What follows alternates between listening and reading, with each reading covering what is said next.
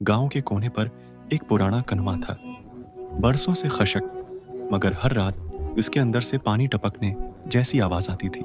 मध्यम खौफ और हैरत के साथ गांव वाले डरते थे और करीब नहीं जाते थे। एक दिन एक मुसाफिर आया। रात को जब सब सो गए, वो आहिस्ता आहिस्ता कनवे के पास गया। उसने कान लगाया और साफ आवाज सुनी, छपक छपक, जैसे कतरे गिर रहे हों। उसने मुशाल जलाई और अंदर झांका। अंधेरा था, लेकिन कहीं कहीं हल्की सी रोशनी झलक रही थी। जोर देकर उसने एक कंकड़ डाला और पानी की बजाय धात से टकराने की आवाज आई, टुकक।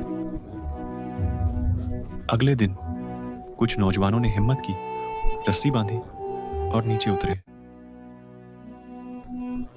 वहां मंजर देखकर सबके होश उड़ गए। कन्वे की तह में एक पुरानी सरंग निकली। दीवारों पर बर्तन रखे थे, जंगालूद डब्बे, और ऊपर से गिरती बूंदें उन्हीं से टकराकर आवाज पैदा कर रही थी। आखिरकार राज खुल गया।